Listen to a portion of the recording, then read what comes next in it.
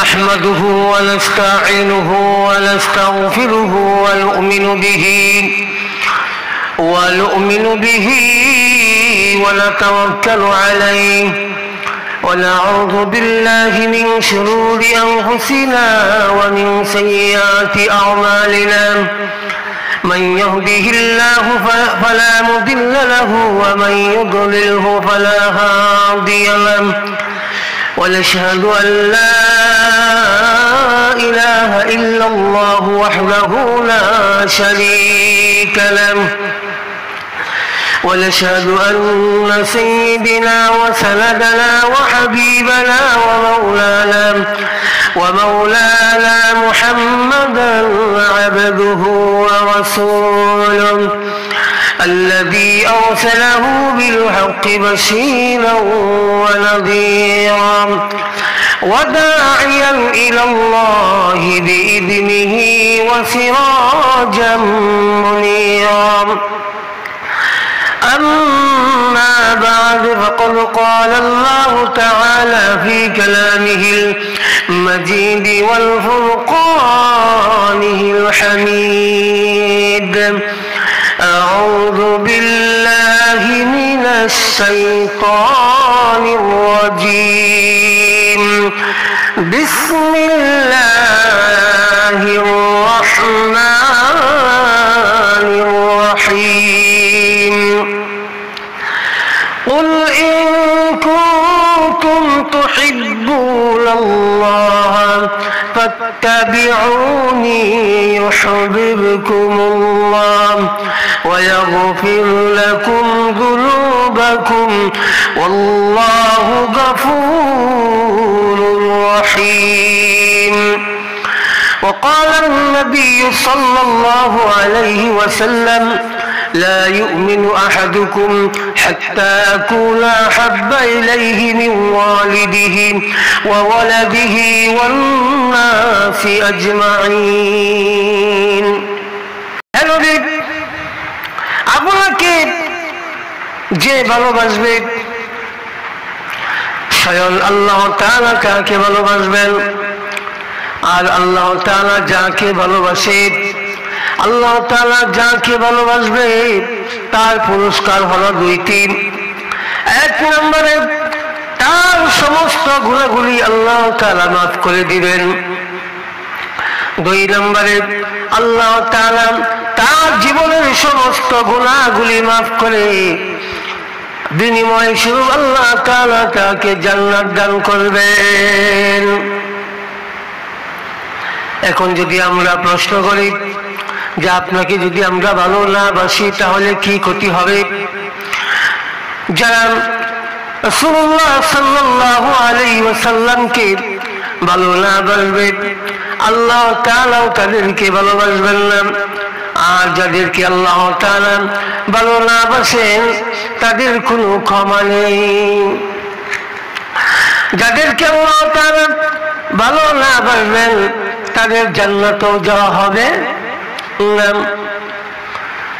যেহেতু আল্লাহ রাসূল সাল্লাল্লাহু আলাইহি ওয়াসাল্লাম হাদিসের মধ্যে ইরশাদ করেছেন লা ইউমিনু আহাদুকুম হাত্তা আকুনা হাব্বা ইলাইহি মিন ওয়ালিদিহি ওয়া ওয়ালাদিহি ওয়ান নাসি আজমাইন।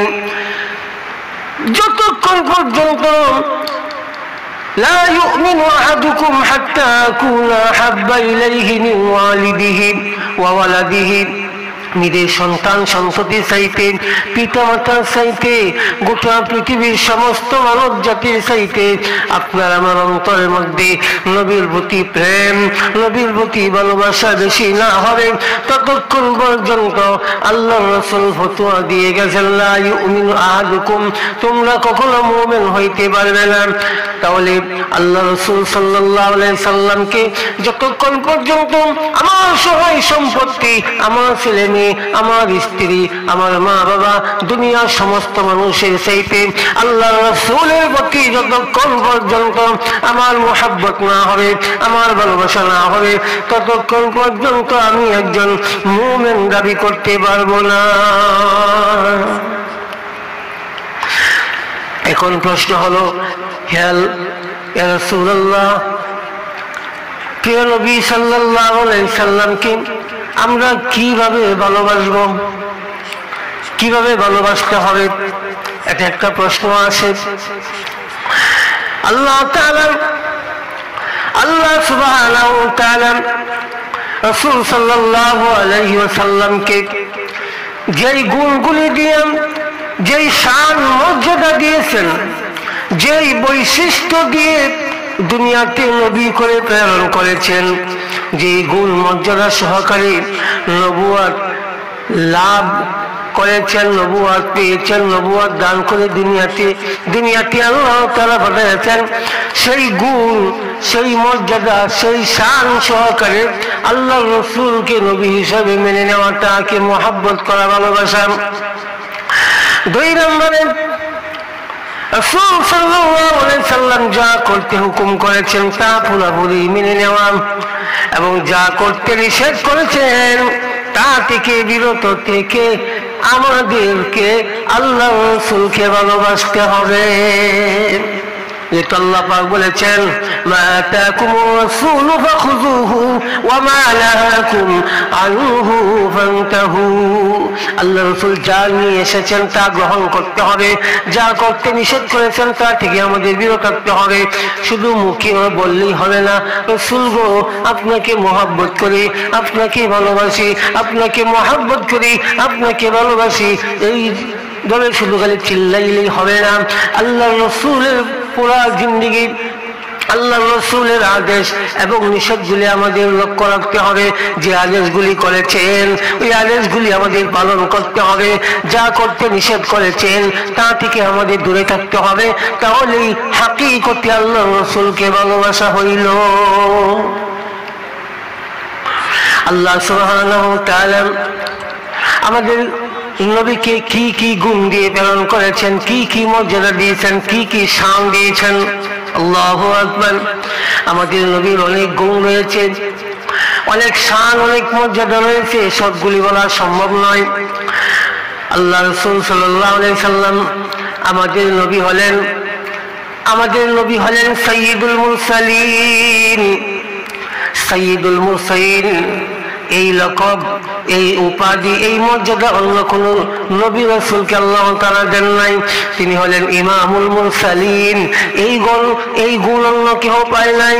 তিনি হলেন রাহমাতুল লিল আলামিন।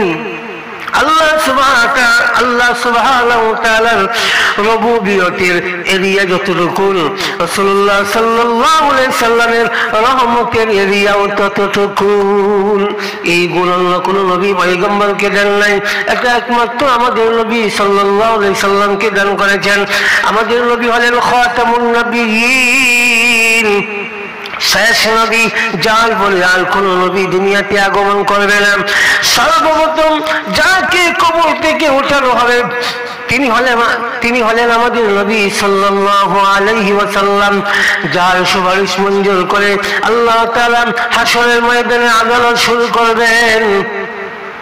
সমস্ত মানুষেরা সেই দিন নাফসি নাফসি করতে থাকবে, সমস্ত পয়গম্বরগণ নাফসি নাফসি করতে থাকবে। মানুষেরা যার কবর থেকে উঠে বিভিন্ন দলে দলে হাসরের ময়দানে উপস্থিত হবে। উপরে থাকবে সূর্য, নিচে থাকবে তামার মাটি। এই রিমান্ডের শাস্তি 50,000 বছর পর্যন্ত চলবে। এই ভীষণ কষ্ট থেকে পরিত্রাণ করার জন্য হাসরবাসীরা বিভিন্ন পয়গম্বরদের কাছে যাইবেন, কিন্তু আল্লাহর সামনে সুপারিশ করার ক্ষমতা কেউ পাবে না। সেই দিন আল্লাহ রাসূল আমাদের নবী হযরত মুহাম্মদ সাল্লাল্লাহু আলাইহি ওয়াসাল্লাম তিনি আল্লাহর কাছে সুপারিশ করবেন। আল্লাহ তাআলা সেই দিন সুপারিশ কবুল করবেন। এই গুণ একমাত্র আমাদের নবী। তিনি সর্বপ্রথম জান্নাতে প্রবেশ করবেন। আমাদের নবী সর্বপ্রথম জান্নাতে প্রবেশ করবেন। কিয়ামতের দিন হাউজে কাউসারের মালিক বানায় দিবেন আমাদের নবীকে হাউজে কাউসারের মালিক বানায় দিবেন। এই হাউজে কাউসারের মালিক আমাদের নবী ছাড়া আর কেউ পাবে না। তিনি হলেন একজন জনপ্রিয় নবী। এত